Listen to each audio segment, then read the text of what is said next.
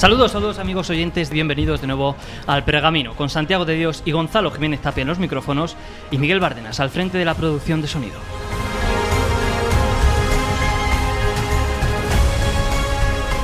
Les invitamos una tarde más a recorrer con nosotros el camino de la reflexión y la cultura, en este caso a través de la naturaleza y el medio ambiente, como portal hacia la inquietud religiosa, como trampolín a las grandes cuestiones y también como primera manifestación de la existencia divina, anterior incluso a la revelación escrita. Una ruta que parte del respeto por toda forma de vida y alcanza lo profundo del corazón del hombre en la inmensidad de la creación. Una filosofía que el escritor J.R. Tolkien supo captar como nadie y plasmar como nunca antes se había hecho en El Señor de los Anillos. La obra cumbre de la literatura fantástica y puede que quizás uno de los más importantes testimonios críticos de la modernidad ajena a la moralidad. Título imprescindible de un autor que, desgarrado por la brutalidad de la Primera Guerra Mundial, receló siempre del progreso tecnológico que pudiera dañar a los seres vivos en su fin o en sus medios. Un autor pegado piel con piel a la madre tierra, pero con una perpetua mirada trascendente que supo plasmar a la perfección en cada uno de los paisajes que dibujan su visión idealizada del mundo medieval. Bosques negros, montañas nubladas y encantadoras aldeas que están mucho más cerca de lo que ustedes imaginan. Arriésguense a entrar en el bosque sombrío, penetren en lo profundo sin atender a la tentación de lo previsible y disfruten con nosotros de la inmensidad de los bosques del Orient sin salir de la Comunidad de Madrid. Acompáñennos y descubrirán que en las tabernas de la comarca también se sirven dueros o riojas. Atrévanse a mirar y encontrarán los dragones que se esconden en lo más profundo de las Españas. Bienvenidos una tarde más al Pergamino.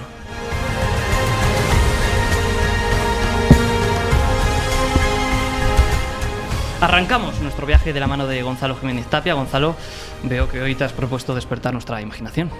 ¿Qué tal, Santi? Además de despertar vuestra imaginación, también quiero demostrar que la preocupación por lo fantástico forma parte de la historia del hombre desde que es hombre, pero también que la historia y la literatura se pueden llevar a la práctica, y el mejor ejemplo de ello es el proyecto que os traemos hoy, que se llama El Camino del Anillo, donde además de beber vino, como has dicho tú antes, también puedes disfrutar de un buen cocido madrileño mientras reposas y repones fuerzas después de un paseo por la Tierra Media, por ejemplo. Pero bueno, antes de que nuestros oyentes piensen que estamos locos, quiero tranquilizarles, no se nos ha ido la olla.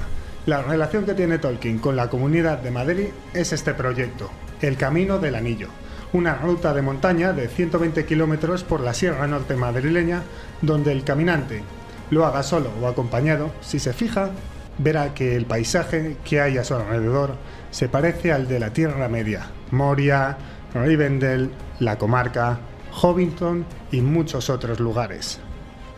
A través de sus 7 etapas principales, el visitante emprende una peregrinación por el universo del Señor de los Anillos, con la intención de descubrir, pero sobre todo, para eliminar los dragones que habitan en su mundo de hadas interior.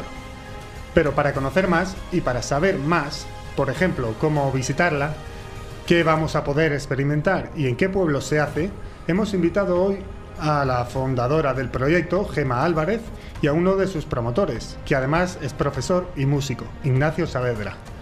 Tengo muchas preguntas que hacerles a nuestros invitados sobre qué es esto del Camino del Anillo. Quédense con nosotros, continúan escuchando el Pergamino.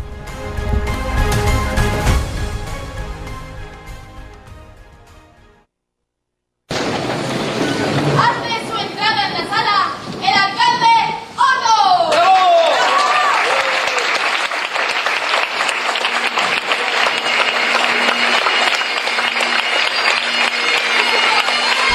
No podemos pasar por alto que estamos terminando la semana de la Tolkien Week, una semana que comenzaba el lunes con el aniversario de la primera edición de El Hobbit, en la que también hemos celebrado el cumpleaños de Bilbo y de Frodo. Pero además, un día como hoy, pero de 1957, se estrena el musical West Side Story. También en Estados Unidos, en 1960, se produce el primer debate televisado de la historia entre Nixon y Kennedy, que vieron 77 millones de norteamericanos en directo. Un año después debutaba el músico Bob Dylan, que además ganó el Premio Nobel de Literatura en 2016. Nos acordamos también, como siempre, de grandes personajes que nacieron tal día como hoy. El 26 de septiembre de 1888 lo hacía el dramaturgo y poeta norteamericano T.S. Eliot, que ganó el Premio Nobel de Literatura en 1948. Un año después, nacía el filósofo alemán Martin Heidegger. Y hace 123 años nacía en Italia Giovanni Montini, más conocido como Pablo VI. Curiosamente, un día como hoy fallecieron grandes personajes como Levi Strauss en 1902 y en 1984 el torero Francisco Rivera, conocido como Paquirri, fallecía de una cornada. El 26 de septiembre de 2008 fue un día triste para la historia del cine. Fallecía Paul Newman. Por último, hemos querido recordar desde El Pergamino al periodista sirio poco conocido, Maya Nasser, que cubría la guerra civil en su país. En 2012, mientras se encontraba informando sobre las explosiones que habían ocurrido en Damasco, fue asesinado por un francotirador.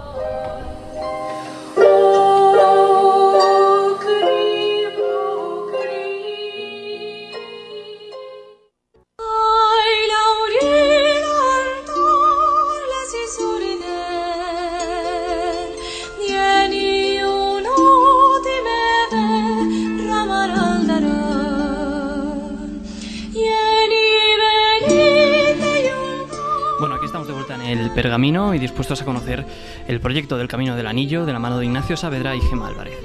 Gonzalo, haz los honores. Pues efectivamente, Santi. Ahora sí, queremos saberlo todo sobre este proyecto. Bienvenidos a los dos, Gemma e Ignacio. Un placer teneros en nuestro programa. Gracias. Lo primero que os voy a preguntar, se lo voy a preguntar a Gemma, porque me han contado que eres una de las fundadoras o de las que originó todo este proyecto y quería que nos contases un poco cómo empezó todo. Pues mira, en un agujero en el suelo, era el metro, vamos, iba yo pues andando como otros chavales y leyendo por encima del hombro de una persona, pues descubrí El Señor de los Anillos, descubrí el Hobbit, le pregunté qué era eso yo cuando era adolescente, y me enamoré del Señor de los Anillos y me enamoré del Hobbit. Y fue andando el tiempo y junto con Gonzalo Fernández, que es el otro encontrador más que fundador, pues nos dedicábamos a temas de protección civil en la Sierra Norte de Madrid, y allá por 2001, que fue cuando empezamos a trabajar por la zona, se estrenó también La Comunidad del Anillo. Gonzalo no sabía nada del Señor de los Anillos, él se lo habían prestado, pensó que había que regalarle una joyería a quien fuera con tanto anillo, y yo le arrastré a ver las dos torres, y él, como de los anillos no entendía nada, empezó a ver los paisajes. Y junto conmigo en la película nos empezamos a dar cuenta de que realmente había muchísimas similitudes. Al haber rodado en las antípodas, pues el fenotipo de la vegetación, la pintilla, vamos, para que nos entendamos, tiene mucho más parecido que si hubiera sido rodada en a lo mejor Inglaterra o en las Canarias. Y bueno, pues había similitudes no solo con las películas, sino con el libro, porque tenemos atalayas, tenemos tumularios, porque tenemos enterramientos visigóticos en 7 iglesias. Poco a poco nos fuimos, según íbamos trabajando allí de temas de protección civil, nos fuimos encontrando cada vez más similitudes, incluido el árbol blanco de Gondor, Osgiliath, por ejemplo, que es Torremocha de Jarama, que es la ciudadela de las estrellas, que es que en su escudo tiene las estrellas y la ciudadela, o sea, es que es impresionante. Cada paso que das, ¡pum! Una cosa, tenemos hasta dragones, allí mató en Uceda a uno de los dragones, no sé si del Señor de los Anillos o no, pero está documentadísimo. Y después de fijaros en todo eso, ¿en qué momento decidís vamos a hacer un proyecto sobre el Señor de los Anillos en esa zona? ¿En qué momento concreto decís vamos a montar esto? Pues nos damos cuenta de que la sierra se muere, de que no hay esperanza, y un poco como en la Tierra Media vamos vislumbrando la posibilidad de que un proyecto de desarrollo turístico, de ecoturismo, tendría posibilidades. Lo hablamos con los alcaldes, hay 20 alcaldes que se echan un poquito para adelante, pero la cosa iba muy lenta. En 2005 se hace una feria medieval en honor en Buitrago de Lozoya, que se celebra un poco en honor a Tolkien, y allí conocemos a Ignacio, que tocaba en un conjunto de música de la Tierra Media que se llama Endorlinde, tocaba el arpa y se unió al proyecto. Luego en 2014 él organizaba con el CEU unas jornadas sobre Tolkien, un congreso internacional sobre Tolkien y Lewis, y prácticamente el proyecto que llamamos de la pequeña Tierra Media estaba en declive, y se unió una persona más, un Gandalf, que es Pablo Martínez de Anguita, de la Universidad Rey Juan Carlos, el Retorno del Rey, es que aquí vamos. Y bueno, pues coge fuerza, pero esta vez ya sí en torno a un camino, y ya nace como tal el proyecto del Camino del Anillo, que son unos 122 kilómetros, gracias a, bueno, pues a trabajos de fin de grado se va discerniendo exactamente por dónde van las posibles rutas, porque la Tierra Media es muy amplia. Y bueno, y ya bueno, pues finalmente se hace incluso una fundación que es la que va promoviendo este camino.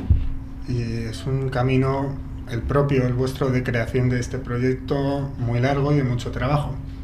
Pero, y concretamente, y ahora le quiero preguntar a Ignacio, en que nos explique, para los oyentes que nos estén escuchando y que se estén preguntando, llevamos escuchando mucho tiempo, pero nadie nos explica qué es esto del Camino del Anillo. ¿Qué es el Camino del Anillo?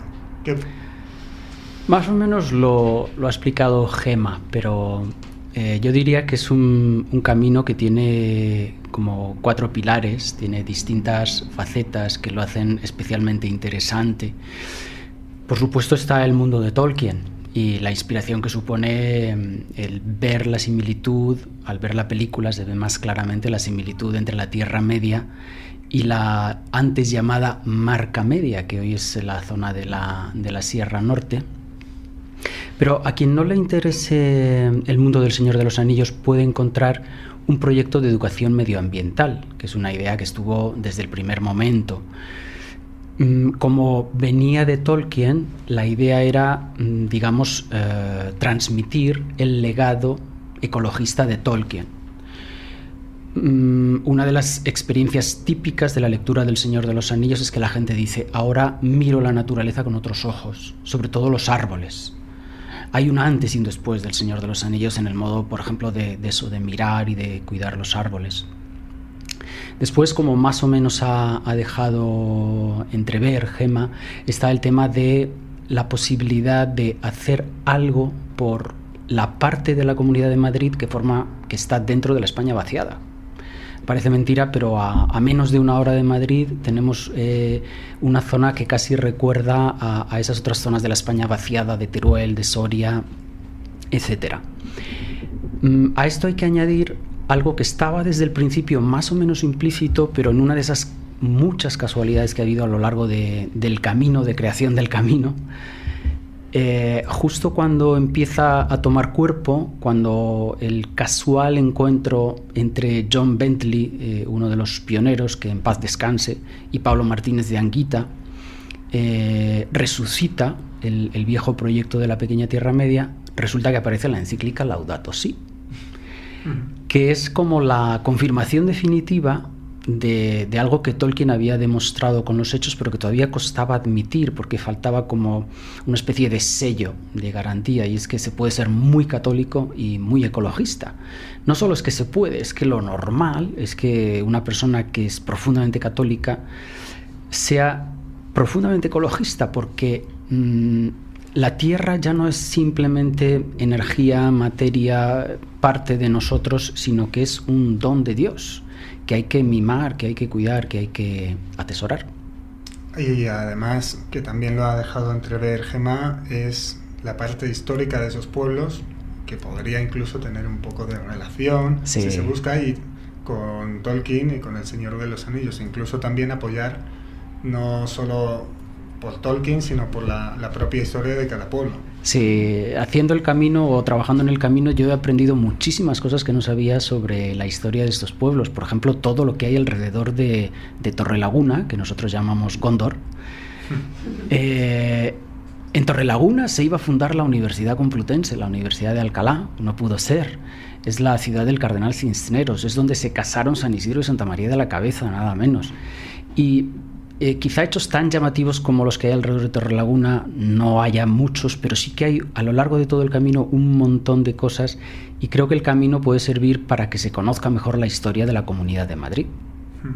Efectivamente. Yo la verdad es que escuchándoos y no siendo uno de los grandes admiradores de Tolkien, no soy un friki como se dice ahora, de Tolkien, estoy totalmente admirado del proyecto, y por eso me apetece ir. Y para los que quieran, los que nos estén escuchando y quieran ir al camino, Gemma, si yo quiero hacer el camino, ¿qué tengo que hacer y qué me voy a encontrar? Bueno, lo que nos vamos a encontrar ya lo has comentado un poco antes, pero ¿qué tengo que hacer y cuáles son los pasos para ir? Pues en principio lo primero es poneros, quien quiera venir, que se ponga en contacto con nosotros, porque estos pueblos también, el hecho que tienen es que al ser tan pequeños y recibir un turismo a lo mejor de fin de semana para realizar un camino a lo largo de 7 días, nosotros os ayudamos a poder encontrar alojamiento, a poder encontrar dónde comer, dónde dormir, dónde poder pasar la balsadera de Gamoburgo sin que perdáis y os encontréis con los jinetes negros, ¿no? Y enseñaros, aquellos caminos por los que no suelen transitar los orcos, que son los que están señalizados por los líquenes, que como sabéis necesitan aire puro y los orcos lo ensucian bastante. Y bueno, ahora Ignacio, te quería preguntar, porque he estado siguiendo el proyecto y habéis tenido mucha difusión. Toda la descripción, todo lo que vamos a encontrarnos, que acaba de contar Gemma, todo y cómo conectarnos y demás, está en las redes sociales. Está en vuestras redes sociales, que han tenido mucha difusión. Sí, sobre todo la página web, básicamente elcaminodelanillo.com. Elcaminodelanillo.com. Ahí también aparece un teléfono de contacto y ahí ya se puede llamar y decir, pues salimos el próximo sábado. Y entonces se os citará normalmente en El Molar, que es donde tenemos, aunque está todavía acabando de construirse, el centro de interpretación. Y donde tenemos un gran aliado que realmente es el retrato perfecto de otro personaje de la Tierra Media, que es Radagast, que es un cetrero de fama mundial, que tiene una forma de tratar a las aves rapaces absolutamente única en el mundo. Entonces, normalmente, aparte de agasajarnos en esas cuevas que parecen cuevas hobbits, donde se come de maravilla, es muy posible, y hasta ahora siempre ha sido así, en El Molar tener una exhibición de aves rapaces. Desde allí estamos ya cerca del Berrueco, y sería el Berrueco donde empezaría, donde estaría el kilómetro cero. El Berrueco, que es la comarca. A partir de ahí iríamos hacia Buitrago del Lozoya, que es Brí, etc. Y entiendo yo que habrá una meta también. La meta no solo una meta física, sino una meta personal, individual y de cada uno. Y os quería preguntar a los dos, en general, que me conteste quien quiera, ¿qué tiene de fantástico y qué de real este camino que habéis construido? ¿Y qué te ofrece como individuo cuando lo haces, el camino en sí mismo? Pues mira, es en realidad cada uno con esta vida que llevamos tan rápida, que no nos permite contemplar la naturaleza y que nos saca un poco esa dicotomía, un poco tipo Gollum, ¿no? Que por un lado anhelamos ser mejores y por otro andamos perdidos entre atesorar determinadas cosas. Te permite encontrarte en la grandiosidad de la naturaleza, encontrarte a ti mismo y realmente reflexionando sobre las lecturas de Tolkien y sobre el encuentro con otras personas y otros personajes, ¿no? En esa diversidad que te va ayudando a crecer. Y ya te digo, en la grandiosidad de la naturaleza, la verdad es que te ayuda a encontrarte un poco contigo mismo y a irte deshaciendo de todas esas cosas que realmente pues no necesitas, y a buscar un poco la autenticidad de ti mismo, ¿no? Y luego ya a partir de ahí, pues cada uno con la aplicabilidad de la obra de Tolkien, pues le da sus interpretaciones, ¿no? Ahí... Pues la verdad es que yo estoy deseando ir y como he dicho antes yo, no es que, pero me ha atrapado muchísimo el proyecto y si os parece bien, Gemma, Ignacio, una vez presentado lo que es el Camino del Anillo, que ya sabe todo el mundo que se puede meter en la página web y creo que se pueden descubrir lo que es el camino. No sé si tienes algo antes de que terminemos la entrevista, algo que decir, Ignacio. Sí, yo quería completar la respuesta de Gemma, hablando que este camino tiene mucho de peregrinación.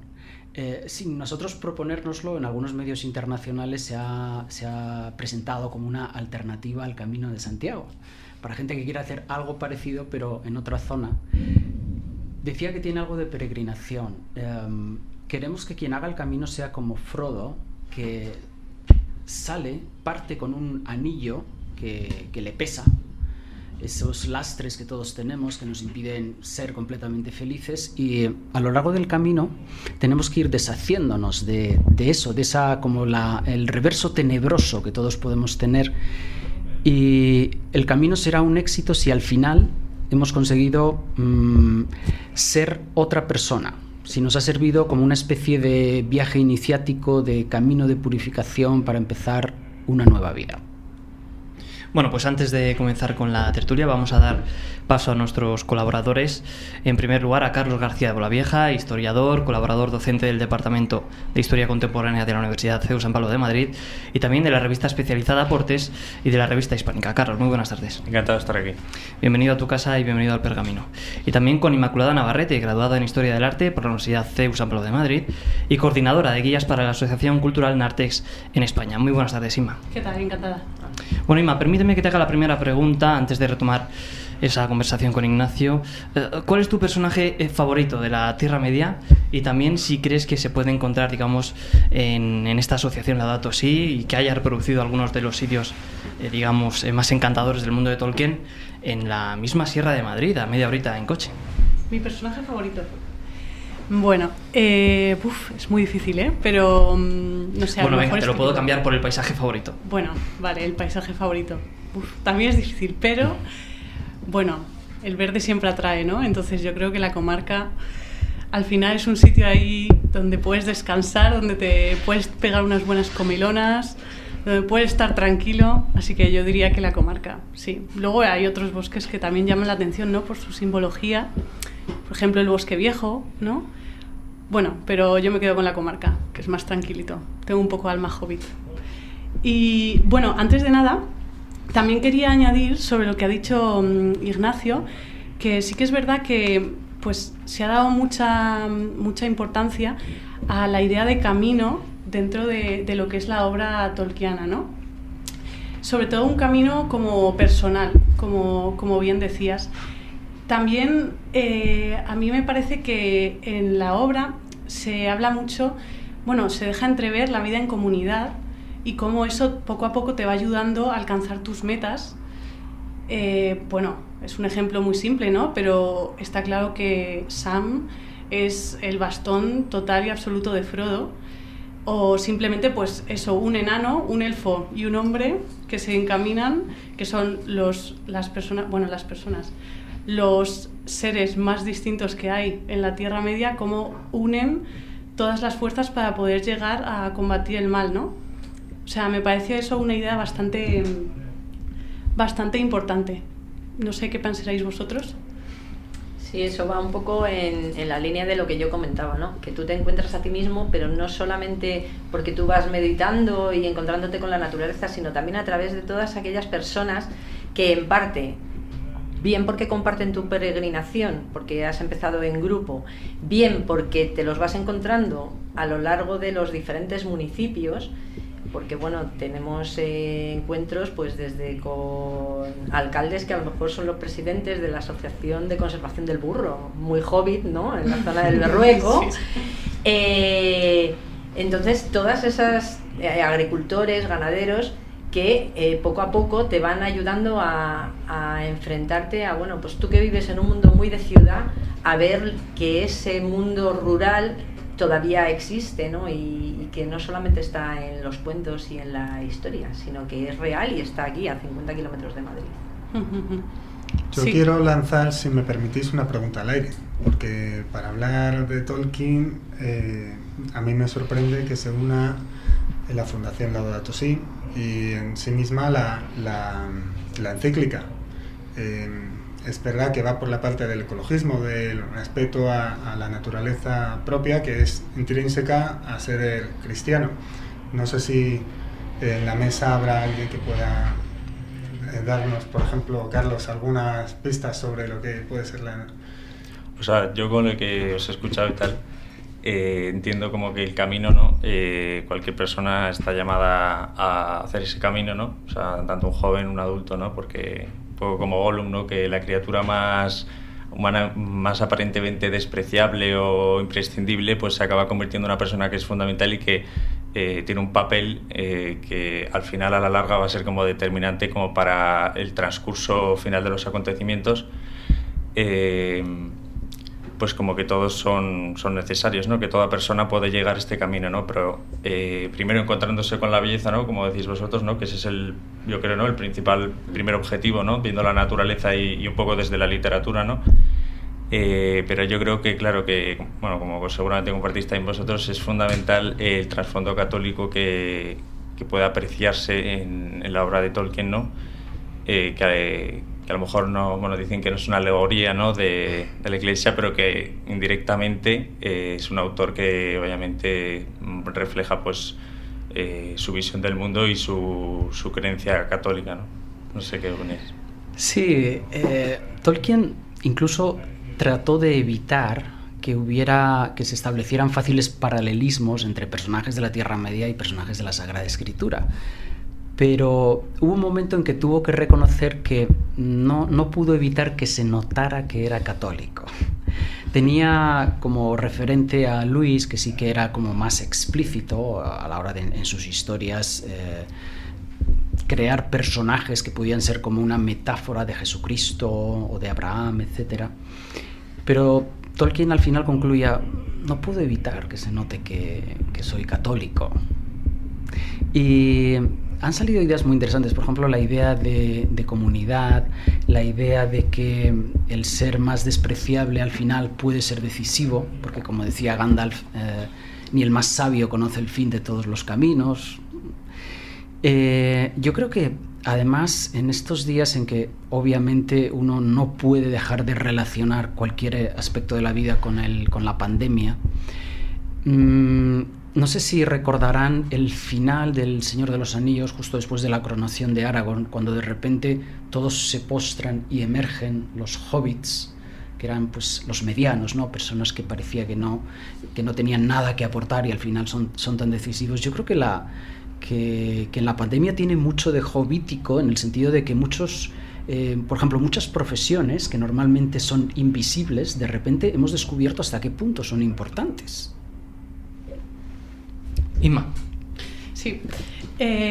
Sí, yo la verdad es que estoy totalmente de acuerdo con lo que estaba explicando Ignacio. La verdad es que en la idea de camino y de comunidad, sobre todo de comunidad, es justo lo que decía él, ¿no?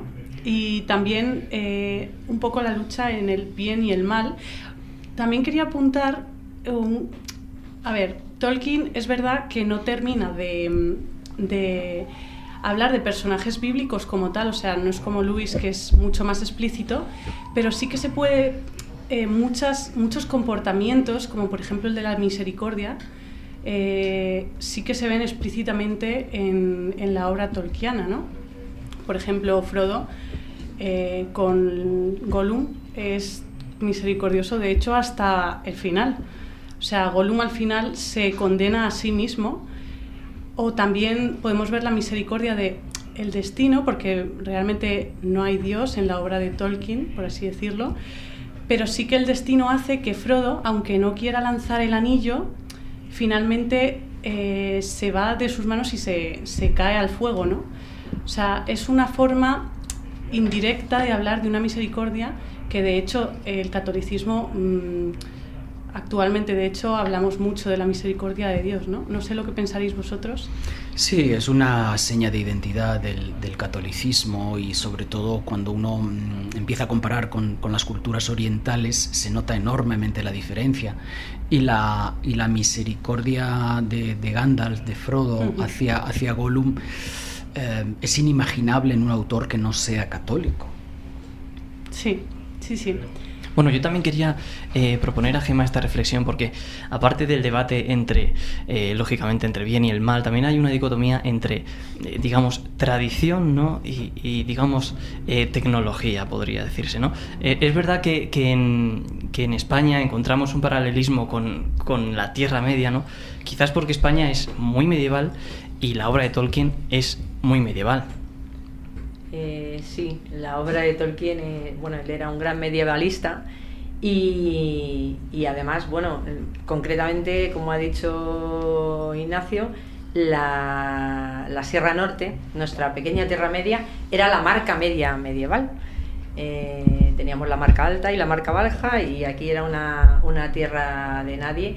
Y luego además es una zona que, como ha sido el reservorio de agua de Madrid capital, pues como que el tiempo se ha parado para poder preservar esa captación de agua, ¿no? Y entonces, pues muchos oficios que estaban, pues que son de una tradición secular, pues se han ido perpetuando, ¿no? Y además era una zona que tampoco, al ser tan agreste, tampoco tenía unos grandes cultivos de cereal, o sea, era todo como muy en pequeño, muy de pastoreo, muy de autoconsumo, lo cual, claro, nos lleva a un mundo medieval, y eso nos lleva también en este momento de pandemia a replantearnos, ¿no? Y a plantearnos también un poquito el tema del consumo del producto inmediato, de la economía circular, de todas estas cosas que son tan modernas y a la vez tan de toda la vida, ¿no? La economía sostenible, la economía tradicional. Carlos, es verdad que acaba llamando la atención cuando uno repasa la obra de Tolkien, que siempre subyace ese contexto del autor, ¿no? De la Primera Guerra Mundial, la guerra de los gases, y siempre esa connotación, digamos, de nobleza, de heroísmo, de combate cuerpo a cuerpo que le quiere dar Tolkien a sus grandes personajes, a sus protagonistas, y en general toda esa, digamos, visión retrospectiva, ¿no? Digamos, de recapitulación de los valores medievales, ¿no? Sí, yo creo que la obra de Tolkien, lo que decías tú de la dicotomía entre la tradición y la tecnología, yo creo que más que entre tradición y tecnología, lo que se puede plasmar en la obra de Tolkien nos propone, Tolkien yo creo que propone directamente en sus obras una reconciliación con lo que ha sido la cultura cristiana católica de Inglaterra, de la Edad Media, y él lo que hace es que haría una crítica a la modernidad, ¿no?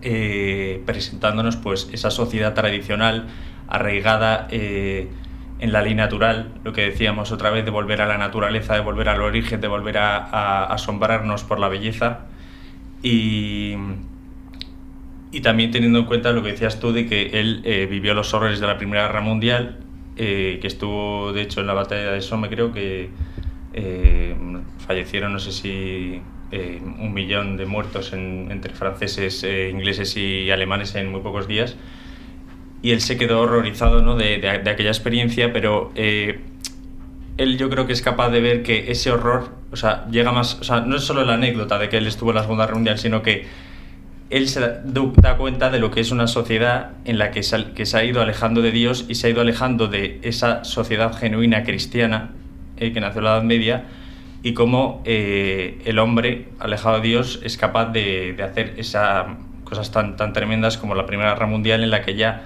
se ha perdido una concepción humana cristiana de la vida, y que lo que se pretende es el aniquilamiento directo del rival, y no hay una mínima compasión ante el que tienes enfrente.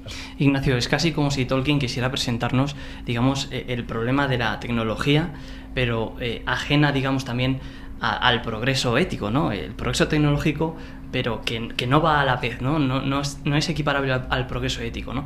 Y también me gustaría que reflexionáramos acerca de ese concepto, ¿no? De la tecnología, pero puesta al servicio de la muerte, ¿no? No en bien del prójimo, no en bien de la humanidad, sino la humanidad simplemente con el único propósito de progresar, pero sin saber hacia dónde, ¿no?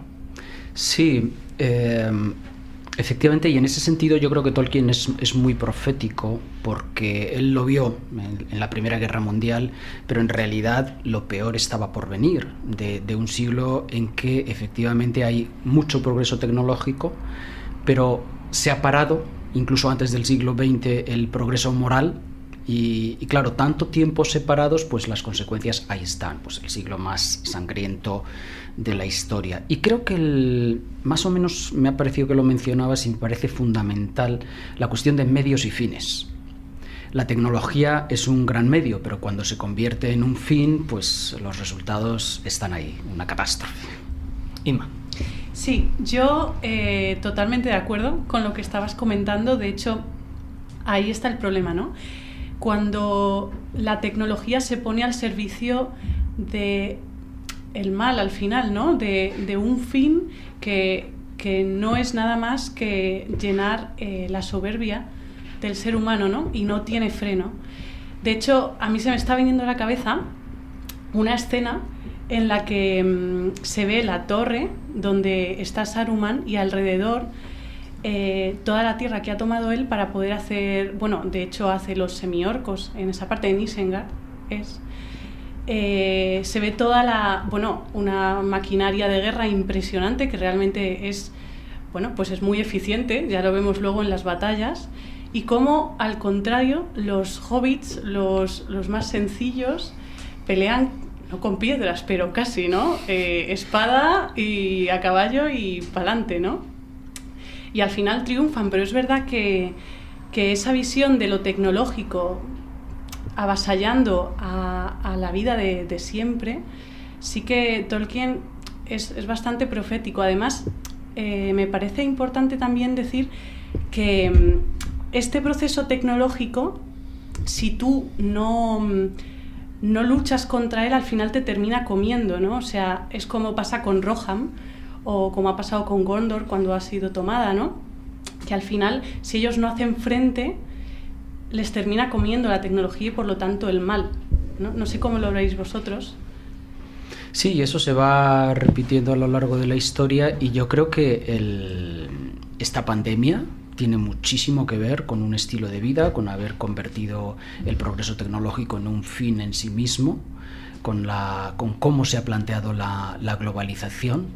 No se quiere decir mucho, solo algunos que siempre van contracorriente se han atrevido a quejarse de esto, pero es un tema que habrá que abordar. Es decir, aprendamos esta lección, porque convertir el progreso tecnológico en fin lleva a desastres siempre. Y al final lleva también a que la naturaleza se revuelva y los Ents despierten, pastoreen los árboles, los caballos del río se despierten, y al fin y al cabo nosotros somos una especie más de las que pueblan la tierra, y no precisamente de las más grandiosas ni de las más abundantes, y bueno, pues somos nada y menos en el mundo natural. Entonces, mira, pues tenemos 2 estornudos, un SARS-CoV-19 y ya está. Gemma, aprovechando para hacer un pequeño impasse en nuestras reflexiones, Gemma, por cierto, no me resisto a preguntarte, digamos, ¿qué prefieres, los libros o las películas? ¿Papá o mamá? Pues mira, es que no se puede preguntar a papá y mamá. No me podría decantar. Me enamoré de los libros, como dije, en un agujero en el suelo, pero corrí a las películas y me pareció una adaptación grandiosa. En general, vamos, es que abrió el mundo de Tolkien a las nuevas generaciones, ¿no? Pero es que luego hay muchísimo, porque hay música inspirada en Tolkien, hay unos grandes ilustradores, hay gente que hace vidrieras. O sea, es que el mundo de Tolkien ha abierto tanto el arte a tantas personas que yo de verdad aplaudo a los dos, cada uno en su versión, pero evidentemente el libro es el origen. Inmaculada Navarrete, ¿tú no hay ningún personaje o algún momento de los libros que eches de menos en las películas? Hombre, yo tengo un personaje que sí que me gusta mucho y de hecho lo he hecho en falta. Yo entiendo que Hollywood no se haya atrevido a plasmarlo en las películas porque, bueno, al final, para el cometido final, que es destruir el anillo, no es que no importe, pero no cambia mucho la historia. Pero Tom Bombadil es un personajazo y realmente da para pensar. No sé qué opináis vosotros, pero al final es un personaje que, estando en el bosque, no es del bosque, ¿no? No sé qué os hace pensar eso. En general, El Señor de los Anillos es muy difícil llevar al cine, sobre todo porque harían falta no 12, sino 50 horas. Y el personaje más difícil probablemente sea Tom Bombadil. De hecho, creo recordar, y que Gemma me corrija si me equivoco, creo recordar que el propio Tolkien dijo alguna vez que si se hacía una película que iba a ser imposible incluir a Tom Bombadil. No se puede plasmar en el cine un personaje así. Yo creo... No, estaba hablando Gemma. No, que de hecho Tolkien decía que era más fácil llevar al cine la Odisea que El Señor de los Anillos. Y con toda su complejidad. Con toda su complejidad. Pues ahora Amazon creo que va a sacar una serie, no sé si es una serie o una película sobre Silmarillion. No sé qué os parece eso, que Amazon se mete en el mundo tolkieno, a lo mejor lo estropea o lo mejor. No, mejorarlo imposible, seguro que lo estropea. Digamos que ese es el libro, ¿no? Que es el doctorado de los fans de Tolkien, ¿no? Quien se haya leído el Silmarillion. Sí, es un poco como la Biblia, ¿no? En principio lo que parece que va a ser es una serie. La verdad es que, bueno, pues de lo que vamos siguiendo así por las redes, como todo el mundo. Y bueno, hay una cosa que nos ha llamado la atención y que nos ha gustado especialmente, que es que parece ser que el director de los 2 primeros capítulos es Bayona, que hizo Lo Imposible, que es una película basada en un hecho real, en un tsunami, y que es español. Y bueno, pues que nos liga un poco a nuestra pequeña Tierra Media, ¿no? Y bueno, pues a ver qué nos dan del mundo de Tolkien, de la Segunda Edad, que creo que es donde va a estar inspirada, pero todo son conjeturas. Carlos. Yo quería preguntaros cuál es vuestra opinión sobre las películas del Hobbit, porque yo estaba tenía muchas ganas de que llegaran las pelis, pero cuando llegaron me decepcionaron bastante, comparado con las anteriores, por supuesto. Sobre todo por eso, por el tema tecnológico, que yo veo como que las películas anteriores se hicieron como desde un punto de vista estético, mucho más cuidados desde mi punto de vista, los decorados y todo, y en cambio el Hobbit pues se va a abusar desde mi punto de vista mucho de eso, de los medios tecnológicos, de los efectos especiales, como que la película puede parecer en algunos puntos un poco artificial. No sé cuál es vuestra opinión. No conseguí terminar la primera. Lo intenté, creo que pero no pude. Se suele decir que El Señor de los Anillos tiene un 80% de Tolkien y un 20% de Peter Jackson. Por ejemplo, Peter Jackson crea unos enanos que son bastante desilusionantes para los fans de Tolkien. Y claro, como los enanos son los protagonistas del Hobbit, pues al final el Hobbit es como un 80% de Peter Jackson y un 20% de Tolkien, si acaso. Entonces, bueno, yo creo que se le subió el éxito a la cabeza, se creyó que podía hacer cualquier cosa y... No sé, por lo que me han contado los que han visto toda la serie, las posteriores películas no mejoran mucho la primera. Pero tienen su público.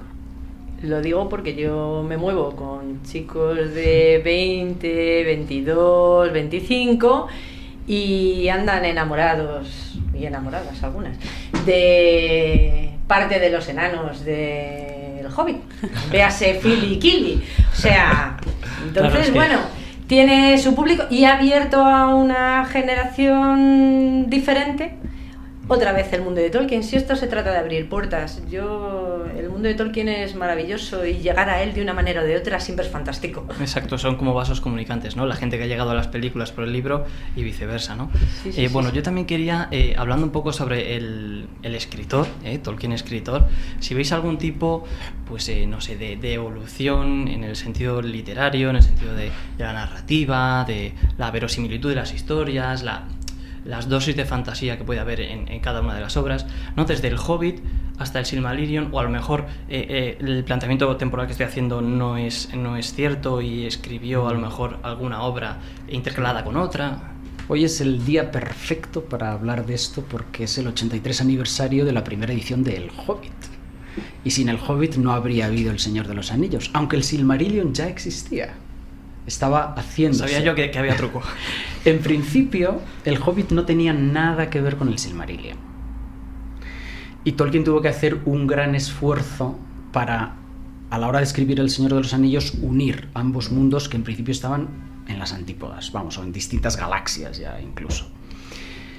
Y hay una evolución que además, digamos que queda refrendada en una conferencia que se publicó luego como ensayo, que es, yo creo que es como el núcleo de la obra de Tolkien, en el sentido de entender cuál es el sentido profundo, que es el ensayo sobre los cuentos de hadas, que lo escribe justo después del Hobbit.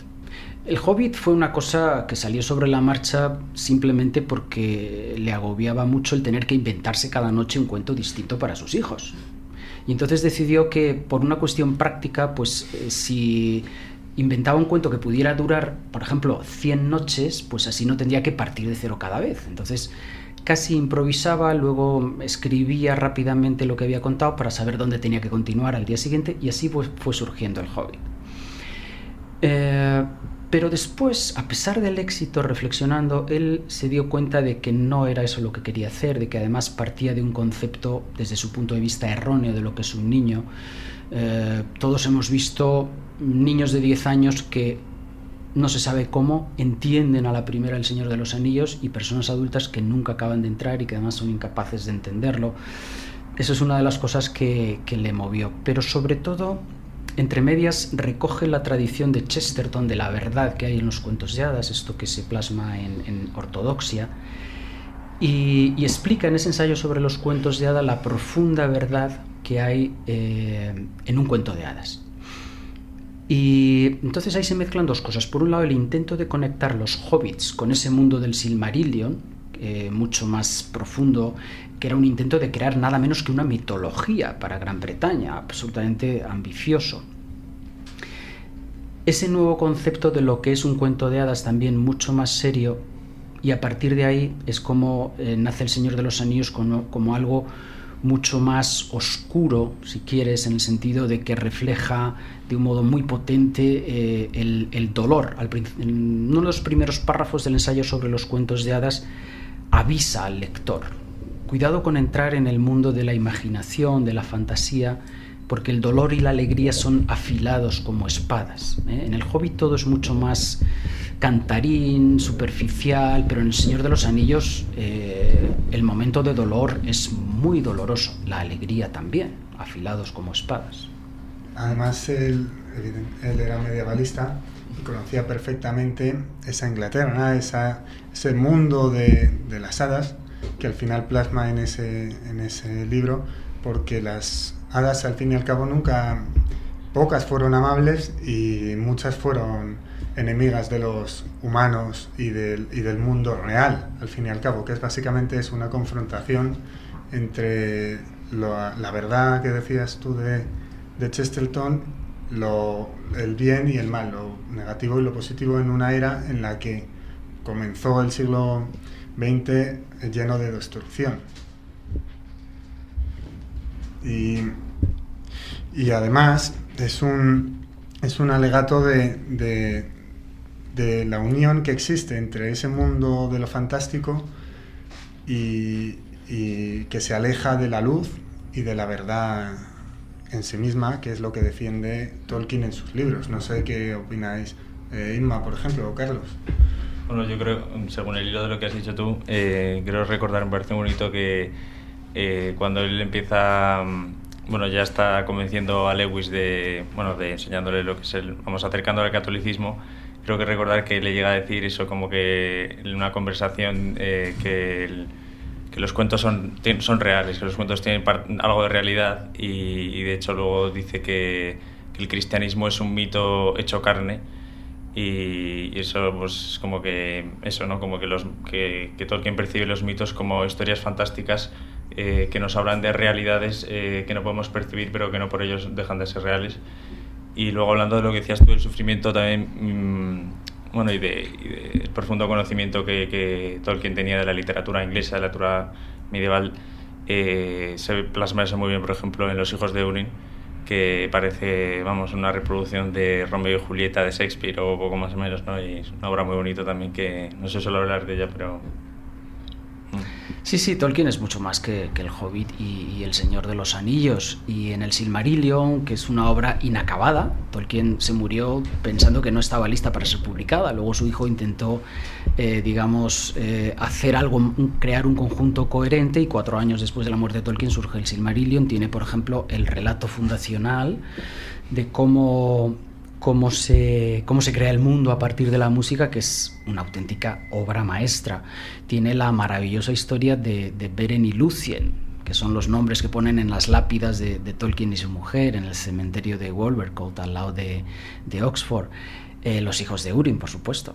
Hay mucho en Tolkien, no solo El Hobbit y El Señor de los Anillos. En el propio título de Los hijos de Húrin, ¿no? ya se aprecia el tema de la descendencia. En todo El Señor de los Anillos subyace el problema de la aristocracia, ¿no? El concepto aristocrático, e incluso en esa propia lucha entre el bien y el mal, porque el bien siempre es mejor pero menos numeroso, y las hordas del mal, ¿no? Siempre son muy numerosas, ¿no? Digamos que, voy a decir algo polémico, pero democráticamente ganaría Sauron.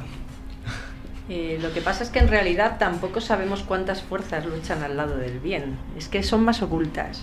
El mal se nota más, pero hay más bien. Hace más ruido. Hay más bien.